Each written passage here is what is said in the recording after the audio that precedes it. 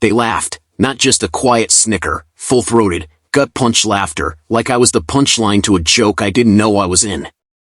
I stood there gripping a borrowed rifle with shaking hands while my own brother pointed at me and said, "Don't worry, folks, he's just here for moral support." But what they didn't know was that I wasn't here to cheer anyone on, I was here to take everything back. My name's Jake Monroe, I'm 32, I run inventory nights at a warehouse in Fort Worth, Texas, 12-hour shifts under fluorescent lights and forklifts that beep louder than my alarm clock.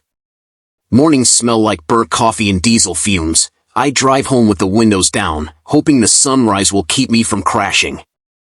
Sleep's a luxury when you're paying off 2 credit cards and a busted water heater. My brother Derek? He's the golden one, college degree, big personality, local sponsorships, and a shiny AR-15 he never shuts up about.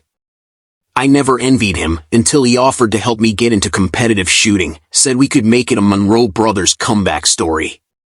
I didn't know then what he really meant. See, shooting wasn't a hobby for me, it was a memory, something I had with Dad before the cancer took him. We used to hit soda cans in the backyard, laughing over cheap scopes and jammed triggers. Derek never came to those sessions. So when he said he'd cover my entry to the Lone Star Classic at Ridge Range, I took it as a peace offering. I sold my last gift from Dad, a Winchester 70, to upgrade my gear. It hurt, but I figured Derek would match my effort. But when I showed up that morning, sun blazing, sweat already clinging to my back, I saw Derek, surrounded by sponsors, laughing with judges, posing for photos. My name wasn't on the roster. "Jake," he smirked, "I thought you knew." I only had one slot, didn't think you'd actually show. People stared like I was a fanboy who wandered into the big leagues. A guy in Oakley's muttered, "Sold his dad's rifle for this?" Derek turned to the crowd, "He's here for moral support, y'all." That broke me, not just the betrayal, but the humiliation. My own brother turned me into a joke. I didn't yell, I didn't cry, I just walked, away from the range, away from Derek, straight into the fire of something colder than rage. The next day, I drove to a quiet county range 2 hours south. I borrowed a rifle from a retired vet who still believed in underdogs.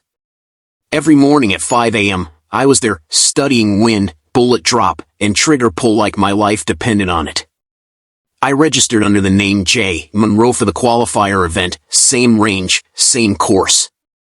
I wasn't chasing applause, I was hunting one number, 296, Derek's standing record.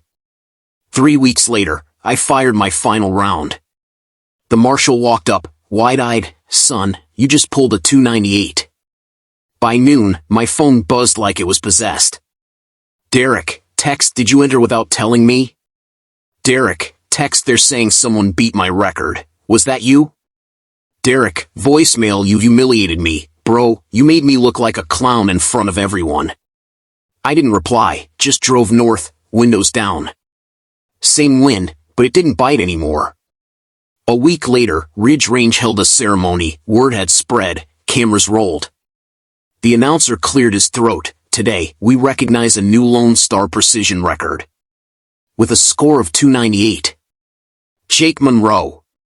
I stepped forward. Derek was in the crowd, his face drained. "Wait, what, Jake?" "No. This is a joke." People stared at him now, not me. "Him. That's my brother," he shouted. He's not even sponsored." A teenager near him said, "He is now." Laughter, but not at me. Derek lost 2 sponsors within the week. Word spread fast in shooting circles. They called it arrogance, poor sportsmanship. Me? I bought my dad's Winchester back. The collector hadn't even cleaned it. Just as well, it still smelled like gun oil and pine. I started coaching Saturdays, quiet kids, steady hands, big dreams. And I told them, when someone laughs at you, don't fight back right away, wait until they're watching.